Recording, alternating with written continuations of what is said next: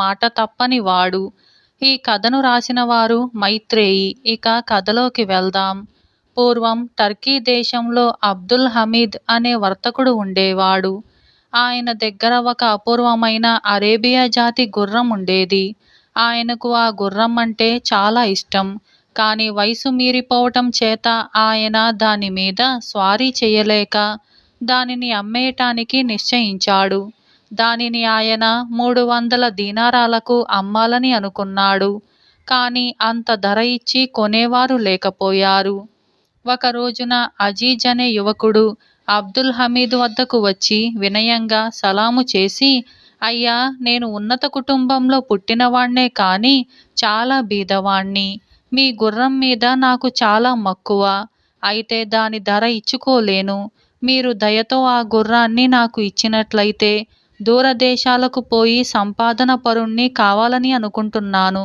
1 సంవత్సరానికి తిరిగి వచ్చి నేను ఈలోపుగా సంపాదించినదంతా గుర్రం మూల్యం కింద మీకు చెల్లించుకుంటాను. ఇందుకు తప్పనని మీకు మాట ఇస్తున్నాను అని అన్నాడు. హమీద్ కొంచెంసేపు ఆలోచించి, సరే, నువ్వు పెట్టిన షరతు ప్రకారం గుర్రాన్ని తీసుకువెళ్ళు అంటూ చర్నాకోలా తెచ్చి అజీజ్ చేతికి ఇచ్చాడు. అజీజ్ సంతోషంగా ఆ గుర్రాన్ని ఎక్కి తన అదృష్టాన్ని వెతుక్కుంటూ దేశాల వెంట బయలుదేరాడు. కొంతకాలం ప్రయాణం చేసి అతను ఒక పట్టణం చేరుకున్నాడు. అతను రాజప్రాసాదం ముందు నుంచి వెళుతూ ఉండగా కిటికీ దగ్గర నిలబడిన రాజుగారి దృష్టి అజీజ్ ఎక్కిన గుర్రంపై పడింది. ఆ అరేబియా జాతి గుర్రం తన వద్ద ఉంటే బావుండును అని ఆయనకు అనిపించింది. రాజు వెంటనే తన నౌకర్లను అజీజ్ బస చేసి ఉన్న సత్రానికి పంపి అతన్ని పిలిపించి, నీ గుర్రాన్ని నేను కావాలని అనుకుంటున్నాను. దాని వెల ఎంత అని అడిగాడు. అజీజ్కు ఆ గుర్రాన్ని అమ్మాలని లేదు. కానీ రాజు పిలిపించి అడిగినప్పుడు అమ్మననటం భావ్యం కాదు కనుక హమీద్కు హెచ్చు సొమ్ము ముట్టజెప్పి సంతోషపెట్టాలన్న ఉద్దేశంతో, మహారాజా, దీని వెల 900 బంగారు దీనారాలు అని చెప్పాడు. రాజుకు ఆ ధర భయంకరంగా తోచింది. కాని గుర్రాన్ని వదలబుద్ధి కాలేదు. అందుచేత ఆయన అజీజ్తో, నువ్వు చాలా హెచ్చు ధర చెబుతున్నావు. నన్ను కొంచెం ఆలోచించుకోనియ్యి. రేపు ఉదయం ధర పరిష్కరించుకుందాం అని అతన్ని పంపేశాడు. అజీజ్ వెళ్ళిపోయాక రాజు తన మంత్రులను పిలిచి ఆ అపూర్వమైన గుర్రాన్ని తక్కువ ధరకు కొనే ఉపాయం చెప్పమన్నాడు. ఎవరికి తోచిన ఉపాయం వారు చెప్పారు. కానీ అవేవీ రాజుకు ఏమాత్రమూ నచ్చలేదు.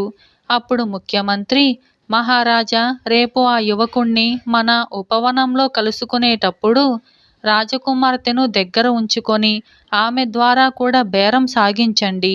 అతను తగ్గి రాక ఏం చేస్తాడు? కాకపోయినా వంట ఇంటి కుందేలు గుర్రాన్ని మనం అడిగిన ధరకు ఇవ్వకుండా అతను మన నుంచి తప్పించుకొని నగరం దాటి ఎక్కడికి పోగలడు అని సలహా ఇచ్చాడు. ఈ సలహా రాజుకు నచ్చింది.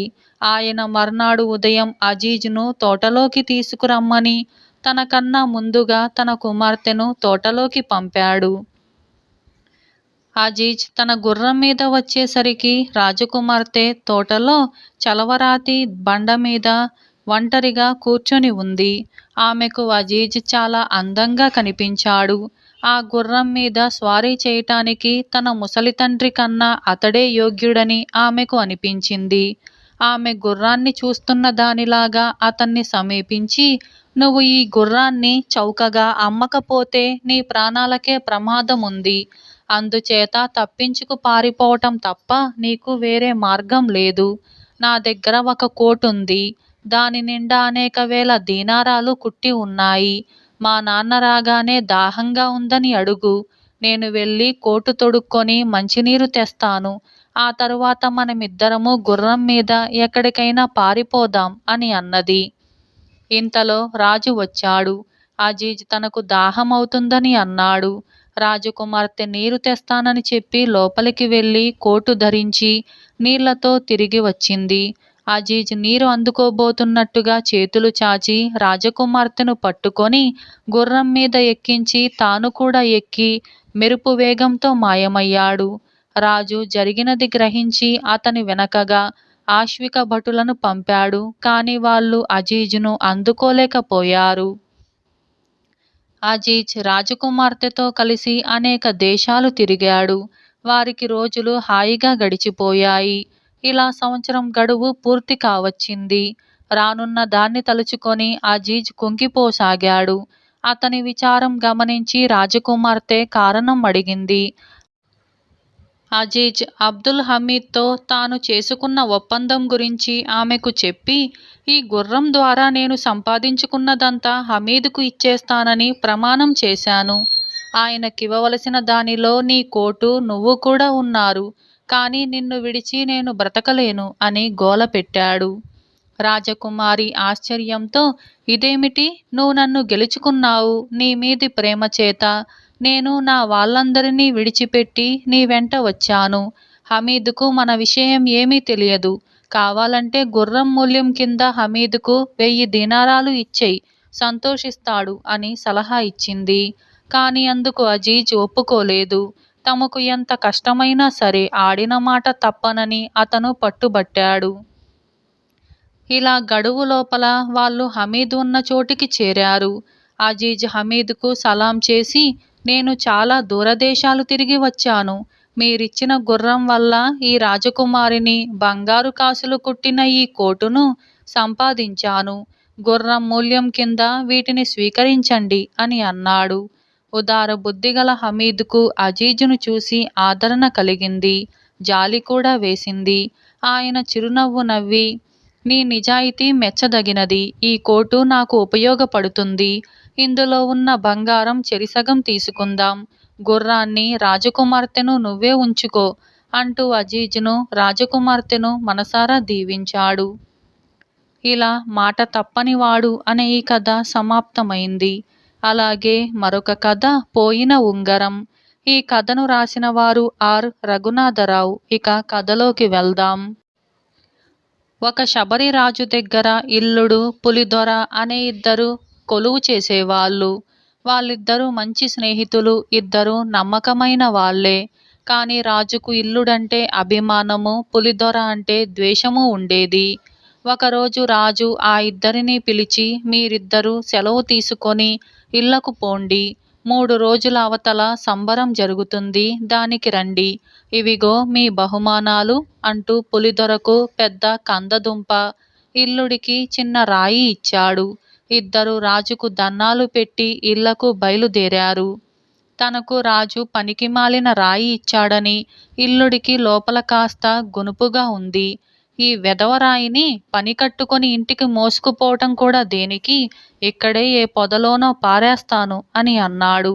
వద్దు వద్దు, ఈ కందదుంపను మొయ్యలేక చస్తున్నాను, మనం వస్తువులు మార్చుకుందాం అన్నాడు పులిదొర. ఇద్దరు తమ తమ బహుమానాలు మార్చుకొని తమ తమ ఇళ్లకు వెళ్ళిపోయారు. ఇల్లుడు తన భార్య చేత కంద వండించుకు తిన్నాడు. పులిదొరకు రాయి మాట ఆ రాత్రి దాకా జ్ఞాపకం రాలేదు. అతను ఇంటి బయట వెన్నెలలో కూర్చొని ఆ రాయి తీసి పరీక్షిస్తూ ఉండగా దాని పగులులో ఏదో తలుక్కున మెరిసింది. అతను ఆ రాతిని పగలగొట్టేసరికి దాని లోపల నేర్పుగా దాచి ఉన్న బంగారు నగలు కనపడ్డాయి. రాజు పక్షపాత బుద్ధి పులిదొరకు అర్థమైంది. ఆ నగలు ఇల్లుడు కోసం ఉద్దేశించినవి. అయినా వాటిని తానే ఉంచుకోవటానికి పులిదొర నిశ్చయించాడు. బహుమతులు మార్చుకోవటం జరిగింది కదా. ఇలా 3 రోజుల అనంతరం రాజుగారి ఇంటి వద్ద సంబరము, విందు జరిగాయి. ఎంతోమంది వచ్చారు. భోజనాలు చేసే సావిడి పాక కిటకిటలాడిపోయింది. రాజు అందరినీ పలకరిస్తూ పులిదొర ధరించిన ఆభరణాలు చూసి, ఇవి నీకు ఎక్కడివి అని అడిగాడు. తాము బహుమానాలు మార్చుకున్న సంగతి ఇల్లుడు, పులిదొర రాజుకు తెలిపారు. రాయి విలువ తెలియక దాన్ని పులిదొరకు ఇచ్చినందుకు ఇల్లుడు రాజుకు క్షమాపణ కూడా చెప్పుకున్నాడు. రాజు ఇల్లుణ్ణి క్షమించాడు. కాని పులిదొరను హతమార్చటానికి నిశ్చయించాడు. విందు ముగిసి అందరూ సెలవు పుచ్చుకొని వెళ్ళేటప్పుడు పులిదొర రాజుతో, ఈ నగలు నేనే ఉంచుకున్నందుకు ఏలినవారు క్షమించాలి. తమరిచ్చిన బహుమానాలను మేము న్యాయంగా మార్చుకున్నాం. కందగడ్డను ఇల్లుడు, భార్య భోంచేశారు అని అన్నాడు. నిన్ను మనస్ఫూర్తిగా క్షమిస్తున్నాను. అందుకు నిదర్శనంగా నీకు నా ఉంగరాన్ని బహుమతిగా ఇస్తున్నాను. దీన్ని భద్రంగా దాచి వచ్చే వారం ఇదే రోజున నాకు తెచ్చి చూపించు. దీన్ని పోగొట్టుకున్నావంటే మటుకు నీకు మరణశిక్ష విధిస్తాను. గుర్తుంచుకో అన్నాడు రాజు పులిదొరకు తన వేలి ఉంగరం ఇస్తూ. రాజు తన మీద పగబట్టినట్టుగా పులిదొర గ్రహించి ఆ ఉంగరాన్ని ప్రాణప్రదంగా కాపాడటానికి నిశ్చయించుకున్నాడు. అతని గుడిసెలో ఉంగరాన్ని దాచే చోటే లేదు. అందుచేత ఆ రాత్రి తన భార్య, కొడుకు నిద్రపోయేటప్పుడు అతను తన ఇంటి మట్టి గోడలో రంధ్రం తొలిచి అందులో ఉంగరాన్ని పెట్టి తడిమట్టితో రంధ్రాన్ని కప్పి గుర్తు తెలియకుండా ఆ మట్టిని గోడతో సమంగా చదును చేసేశాడు. దానికి గోడ రంగు వచ్చేసింది. ఇక తన ప్రాణానికి ముప్పు లేదని అనుకున్నాడు పులిదొర. ఇలా 2 రోజులు గడవనిచ్చి రాజు పులిదొర భార్యను పిలిపించి, నీ మొగుడు ఉంగరం ఎక్కడ దాచాడో కనుక్కొని తీసుకొచ్చి నాకిచ్చేయ్. నీకు బోలెడంత బంగారం ఇస్తాను. ఈ మాట నీ మొగుడితో ముందుగా అనకు. బంగారం చూసినప్పుడు అతను ఆశ్చర్యపోతాడు అని అన్నాడు. రాజు తన భర్త ప్రాణం తీయదలిచి ఉంగరం అడిగాడని పులిదొర భార్య ఎరగదు. ఆమె ఉంగరం కోసం ఇల్లంతా గాలించింది. ఉంగరం కనిపించలేదు. ఆ సాయంకాలం ఆమె తన భర్త ఇంటికి రాగానే, నీ దగ్గర ఏదో ఉంగరం ఉండేనే, అది ఏమైంది అని అడిగింది. ఉంగరం తన భార్య కల్లా పడనే పడిందనుకొని పులిదొర, గోడలో దాచాలే అని అన్నాడు. మర్నాడు భర్త బయటికి వెళ్ళిన సమయంలో పులిదొర భార్య గోడలన్నీ శ్రద్ధగా పరీక్షించింది. అనుమానంగా ఉన్న చోటనల్లా గోడలో గీరింది. చిట్ట చివరకు ఆమెకు ఉంగరం దొరకనే దొరికింది. ఆమె చప్పున ఆ రంధ్రాన్ని మట్టితో పూడ్చి ఉంగరం తీసుకొని రాజుగారి ఇంటికి పరిగెత్తింది. రాజు ఉంగరం తీసుకొని ఆమెకు సంచిలో బంగారం ఇచ్చాడు. ఆమె పరమానందంతో ఇంటికి తిరిగి వచ్చి ఆ సంచిని ఇంటి వెనక పూడ్చిపెట్టింది. వారం పూర్తయిన రోజున పులిదొర దగ్గరికి రాజుగారి మనిషి వచ్చి, ఉంగరం తీసుకొని రాజుగారు రమ్మంటున్నారు అని చెప్పాడు. పులిదొర తాను ఉంగరం దాచిన చోట వెతికి ఉంగరం పోయినట్టుగా తెలుసుకొని, నా ఆయువు మూడింది అని అనుకున్నాడు. అతను తన భార్యను పిలిచి ఉంగరం చూశావా అని అడిగాడు. నిజం చెబితే భర్త కొడతాడని గ్రహించి ఆమె ఉంగరం చూడలేదని అంది. పులిదొర కాళ్ళీడ్చుకుంటూ రాజు వద్దకు వెళ్ళి ఉంగరం చూపలేనని అన్నాడు. అయితే నీకు మరణ దండన తప్పదు అన్నాడు రాజు. శిక్ష రేపటిదాకా వాయిదా వెయ్యండి. ఈ లోపల నా వ్యవహారాలు చక్కబెట్టుకుంటాను అన్నాడు పులిదొర. సరే, రేపు ఉదయం కసాయిలను నీ ఇంటికి పంపుతాను అన్నాడు రాజు. పులిదొర కాళ్ళీడ్చుకుంటూ తన ఇంటికి బయలుదేరాడు. కాని మధ్యదారిలో అతనికి వాగు ఒడ్డున కూర్చోవాలని అనిపించింది. అతని మనసులో లేదు. రేపు ఎలాగో చస్తున్నాను కనుక ఇవాళ ఒక్క సుఖమైనా అనుభవిస్తాను. వాగులో పెద్ద చేపను పట్టి నాకు కావలసినట్టుగా వండించుకు తింటాను అనుకొని పులిదొర బొడ్డులో నుంచి చేపలు పట్టే గాలం పైకి తీసి నీటిలో వేశాడు. కొంతసేపటికి చేప పడింది. పైకి తీసి చూస్తే అది ఒక పెద్ద తెల్ల చేప. పులిదొర దాన్ని తీసుకొని ఇంటికి వెళ్ళేసరికి ఇంటి వద్ద అతని భార్య లేదు. ఆమె వచ్చేలోపుగా తానే చేపను శుభ్రం చేద్దామనుకొని అతను దాన్ని కత్తితో కోసి ఆనందంతో, ఉంగరం, రాజుగారి ఉంగరం అని కేక పెట్టాడు. అతను అప్పటికప్పుడే రాజుగారి ఇంటికి పరుగు తీస్తూ దారిలో కనిపించిన ప్రతి మిత్రుడితోనూ, నా ఆయువు మూడిందే అనుకున్నాను, కానీ బ్రతికిపోయాను అని గట్టిగా అరిచి చెప్పాడు. అతను రాజుగారి ఇంటికి చేరేసరికి అతని వెంట ఒక పెద్ద మూక తయారైంది. బయట ఏమిటా కోలాహలం అని రాజు తన నౌకర్లను అడిగాడు. అంతలోనే పులిదొర తన మిత్రులతో సహా లోపలికి వచ్చి రాజుగారితో, ఇదిగో మీ ఉంగరం, నా మరణ దండనను మీరు రద్దు చేయవచ్చు అని అన్నాడు. అంతమంది సమక్షంలో రాజు మరణ దండనను రద్దు చేయక తప్పలేదు. అదీ కాక తన చేతికి తిరిగి వచ్చిన ఉంగరం మళ్ళీ పులిదొర వద్దకు ఎలా వెళ్ళిందో, ఏ మాయాశక్తులు పులిదొరకు సహాయపడుతున్నాయో రాజు ఊహించలేకపోయాడు. ఆయన తిరిగి పులిదొరకు అపకారం చేసే ప్రయత్నం ఏమీ చేయలేదు. నిజానికి జరిగినదేమిటంటే పులిదొర భార్య తనకు ఉంగరం తెచ్చి ఇవ్వగానే రాజు దాన్ని తన తల దగ్గర ఉండే పీట మీద పెట్టాడు. ఆ రాత్రి ఒక ఎలుక పీట మీదుగా పరిగెడుతూ ఉంగరాన్ని నీళ్లకుండలోకి తోసింది. మర్నాడు రాజుగారి నౌకరు అలవాటు ప్రకారం ఆ కుండలోని నీళ్లు వాగులో పారబోసి కొత్త నీరు పట్టుకుపోయాడు. రాజుకు ఇవేమీ తెలియనందున తన ఉంగరం తిరిగి పులిదొరకు ఎలా దొరికినది ఊహించలేకపోయాడు. ఇలా పోయిన ఉంగరం అనే ఈ కథ సమాప్తమైంది. అలాగే మరొక కథ ప్రహ్లాదుడు. ఇక కథలోకి వెళ్దాం. హిరణ్యకశిపుడు బ్రహ్మను గురించి తపస్సు చేయబోయిన సమయంలో అతని భార్య లీలావతి గర్భవతిగా ఉంది. అదే సమయంలో దేవదానవులకు యుద్ధం జరిగి దానవులకు బలవంతుడైన నాయకుడి లేని కారణం చేత వాళ్ళు యుద్ధంలో ఓడారు. దానవులపై విజయం సాధించిన ఇంద్రుడికి లీలావతి బందీగా దొరికిపోయింది. నారదుడు ఇంద్రుడితో లీలావతి మహాసాధ్వి అని చెప్పి ఆమెను విడిచిపెట్టమని అన్నాడు. లీలావతి గర్భవతిగా ఉన్న కారణం చేత ఆమె కొడుకును కన్న పక్షంలో వాడిని చంపి లీలావతిని వదిలిపెడదామన్నాడు ఇంద్రుడు. లీలావతికి పుట్టబోయే కొడుకు మహాభక్తుడు అవుతాడు, వాణ్ణి చంపరాదు అని ఇంద్రుణ్ణి ఒప్పించి నారదుడు లీలావతిని తన ఆశ్రమానికి తీసుకుపోయి ఆమెకు తత్వోపదేశం చేశాడు. నారదుడు బోధించిన తత్వం లీలావతి గర్భాన ఉన్న ప్రహ్లాదుడికి వంటబట్టింది. ఆ కారణం చేత అతను పుడుతూనే విష్ణుభక్తుడయ్యాడు.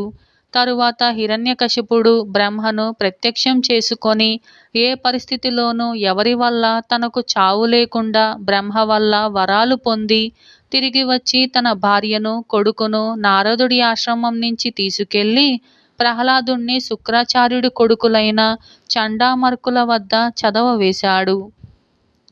ప్రహ్లాదుడు చాలా కొద్ది కాలంలోనే శాస్త్రాలన్నీ నేర్చుకొని తోటి పిల్లలకు వేదాంతము విష్ణుభక్తి నేర్పసాగాడు.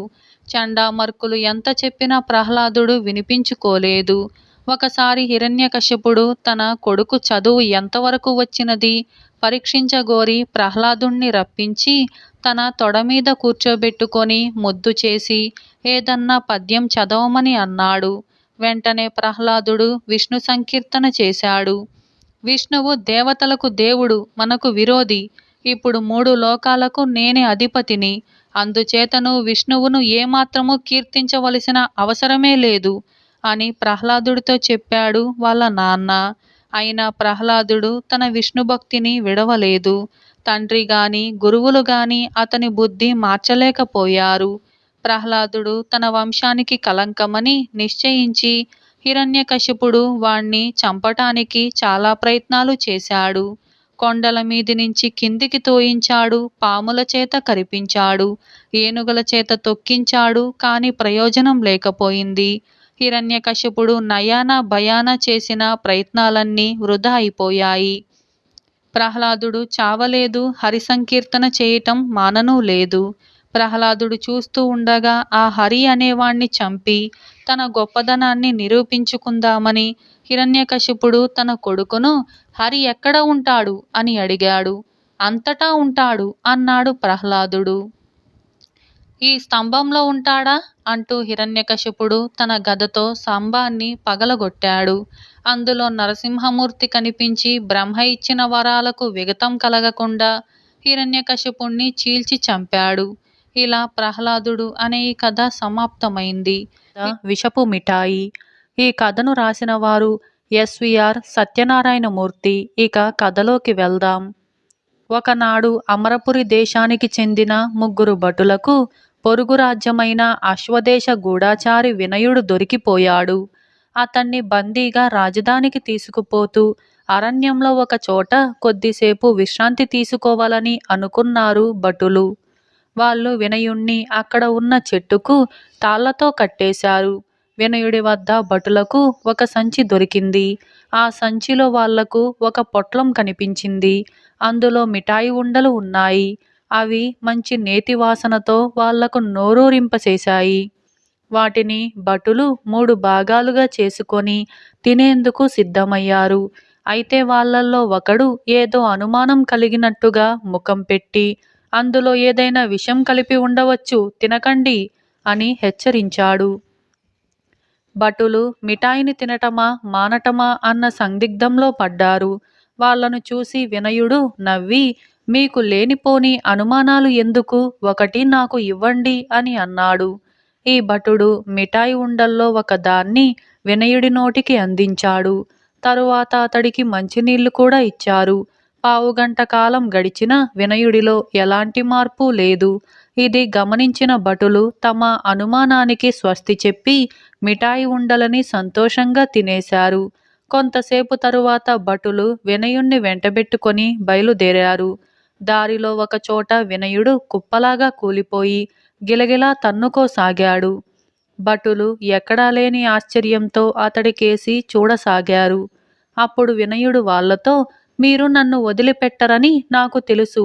రాజధానికి తీసుకుపోయి మా దేశ రహస్యాలు చెప్పమని నన్ను చిత్రహింసలకు గురిచేస్తారు.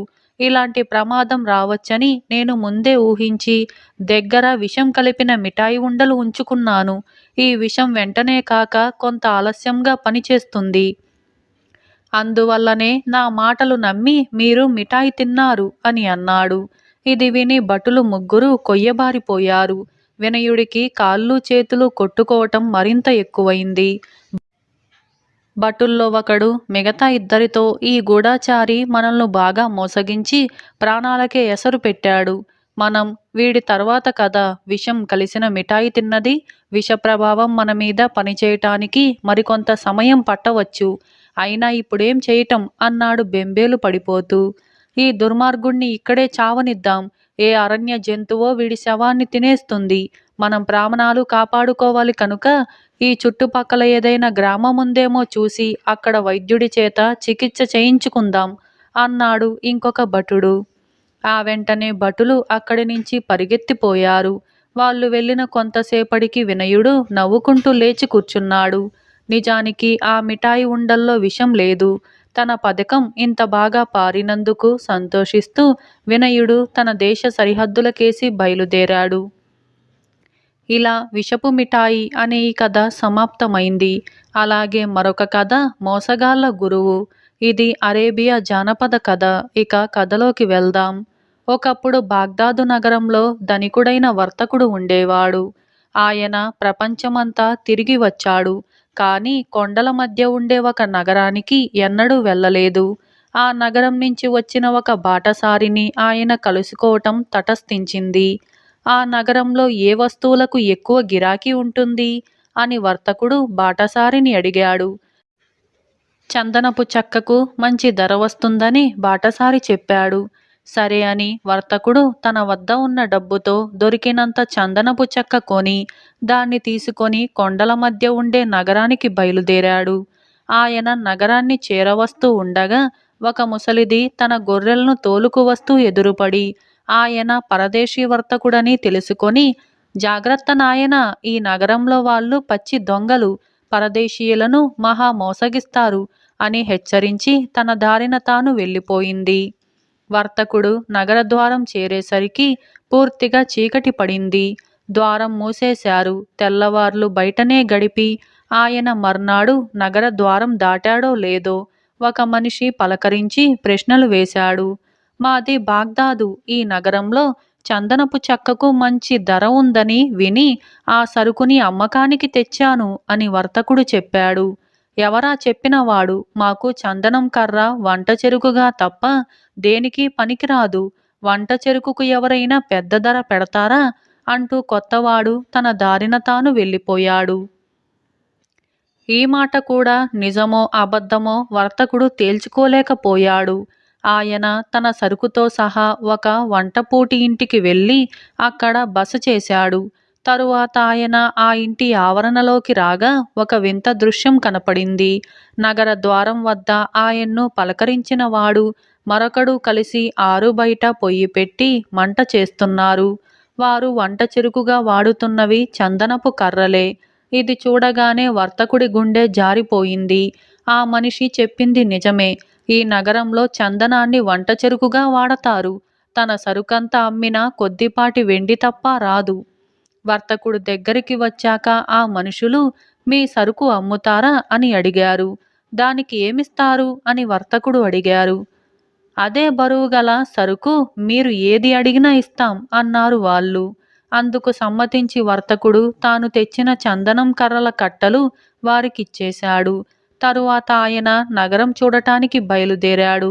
దారిలో ఒక ఒంటికన్నువాడు ఆయన్ను సమీపించి చెయ్యి గట్టిగా పట్టుకొని, ఇదిగో నా కన్ను పోగొట్టినవాడు, ఈసారి తప్పించుకు పోలేవులే అని కేకపెట్టాడు. అప్పుడు నలుగురు చుట్టూ మూగారు. నువ్వెవరో నేనెవరో, నువ్వెవరో నాకు తెలియదు. ఈ క్షణం దాకా నిన్ను చూడనైనా లేదు. నేనీ ఊరికి రావటం ఇదే మొదటిసారి. నీ కన్నును నేను పోగొట్టావంటావేంటి అని వర్తకుడు ఆశ్చర్యంగా అడిగాడు, విడిపించుకోవటానికి ప్రయత్నిస్తూ. కాని చుట్టూ మోగిన వాళ్ళు ఒంటికన్నివాడి పక్షమై వర్తకుడు వాడికి పరిహారం ఇవ్వాలని నిర్ణయించారు.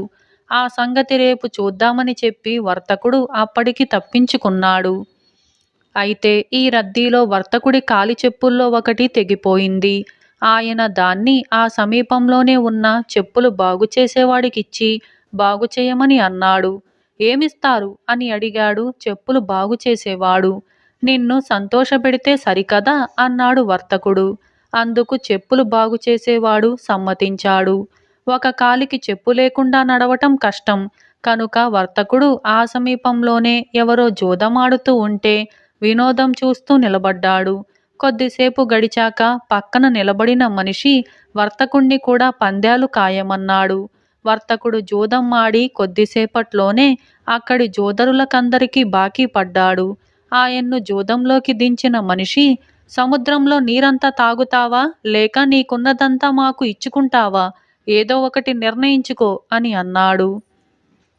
నాకు రేపటిదాకా గడువిస్తే నిర్ణయించుకుంటాను అని వారితో చెప్పి వర్తకుడు తనకు ఏర్పడిన దుస్థితిని తలుచుకొని విచారపడుతూ నగర వీధుల వెంట నడవసాగాడు. ఆయనకు ఒకచోట ముసలిది మళ్ళీ ఎదురైంది. వర్తకుడి ముఖం చూడగానే ఏదో జరిగిందని ఆమెకు తెలిసిపోయింది.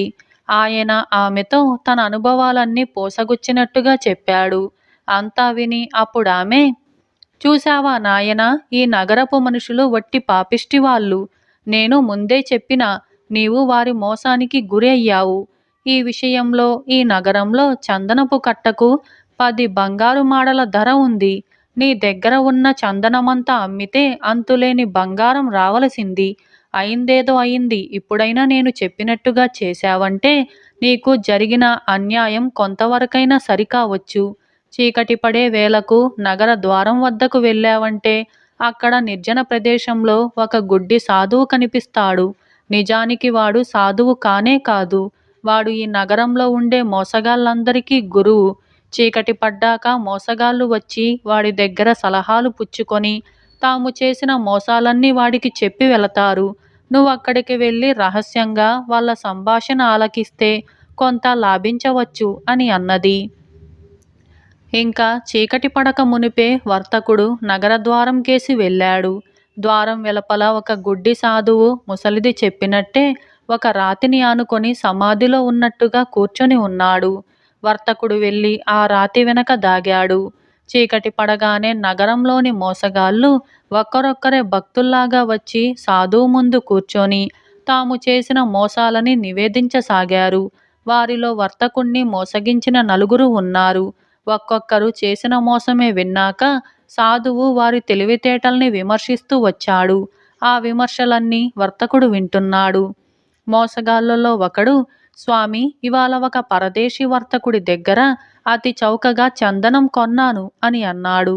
ఏ ధరకు కొన్నావు అని సాధువు అడిగాడు. చందనం బరువు గలది, వర్తకుడు ఏది అడిగినా ఇచ్చే షరతు మీద కొన్నాను అన్నాడు మోసగాడు. వర్తకుడికే లాభం కదా అన్నాడు సాధువు. అదేమిటి స్వామి, ఆ వర్తకుడు చందనం ఎత్తు బంగారం అడిగినా కాని నాకే లాభం కదా అన్నాడు మోసగాడు ఆశ్చర్యంగా. అవును, కాని వాడు ఆ చందనం ఎత్తు ఈగలను ఇవ్వమని, అందులో సగం ఆడవి సగం మగవి ఉండాలని అంటే నీ గతి ఏమవుతుంది అన్నాడు సాధువు. మోసగాడు దిగులుపడి వెళ్ళిపోయాడు. తరువాత ఒంటికన్నువాడు ముందుకు వచ్చి, స్వామి, ఇవాళ ఒక పరదేశీ వర్తకుణ్ణి మోసగించాను. నా కన్ను ఇతడే పోగొట్టాడని ఫిర్యాదు చేశాను. నాకా మనిషి తన కన్నైనా ఇవ్వాలి, లేదా తనకున్నదంతా ఇవ్వాలి అని అన్నాడు. నీవు మూర్ఖుడివి. ఆ వర్తకుడు నిన్ను సులువుగా టోపీ వేసేస్తాడు. నువ్వు చెప్పింది నిజమనటానికి తన కన్నొకటి నీ కన్నొకటి త్రాసులో వేసి తూచి సమంగా ఉంటే నీ మాట నమ్ముతానని అంటాడనుకో, నీ గతేమవుతుంది? నీకు రెండవ కన్ను కూడా పోయి గుడ్డివాడి అవుతావు. అతనికింకా ఒక కన్ను మిగిలి ఉంటుంది అన్నాడు సాధువు. ఒంటి కన్నువాడు మండిపడుతూ వెళ్ళిపోయాడు. తరువాత చెప్పులు కుట్టేవాడు సాధువుతో, స్వామి, ఒక పరదేశీ ఇవాళ నా చేత చెప్పు బాగు చేయించుకొని నన్ను సంతోషపెడతానని అన్నాడు. వాడి దగ్గర ఉన్నదంతా కాజేస్తాను అని అన్నాడు. నీకు కొంచెం కూడా బుద్ధి లేదు. ఆ వర్తకుడు నీకు రాగి డబ్బు కూడా ఇవ్వడు. వాడు నీతో ఏమంటాడంటే, మన సుల్తాను గారి శత్రువులంతా సర్వనాశనమైపోయారు. ఆయన్ను ఎదురించేవాడు ప్రపంచంలో లేడు. ఈ మాట విని నీకు సంతోషమైందా అని అంటాడు. సంతోషమైందని చచ్చినట్టుగా అంటావు. అనకపోతే రాజభటులు నిన్ను చిత్రవధ చేస్తారు అన్నాడు సాధువు. చెప్పులు కుట్టేవాడు గొనుక్కుంటూ వెళ్ళిపోయాడు. ఆ తరువాత జోదగాడు వచ్చి, స్వామి, ఇవాళ ఒక పరదేశీని జూదంలో ఓడించాను. వాడు సముద్రంలో ఉన్న నీరంతా తాగాలని, లేకపోతే తనకున్నదంతా నాకిచ్చేయాలని షరతు పెట్టాను అని అన్నాడు. ఆ మనిషి నీకు చిల్లి గవ్వ ఇవ్వడు. సముద్రంలో ఉండే నీరంతా నీ దోసిట్లో పట్టి తెస్తే తాగుతానంటాడనుకో, నీ గతి ఏమిటి అన్నాడు సాధువు. ఈ సంభాషణలన్నీ వర్తకుడు విని ఉన్నాడు కనుక మర్నాడు తనను మోసగించిన నలుగురిని సులువుగా మోసగించాడు. చందనం ఎత్తు ఈగలను అందులోనూ సగం ఆడవి సగం మగవి ఉండేటట్టుగా ఇవ్వలేక మొదటి మోసగాడు చందనం కట్టకు 10 బంగారు మాడల వంతున డబ్బులిచ్చుకున్నాడు.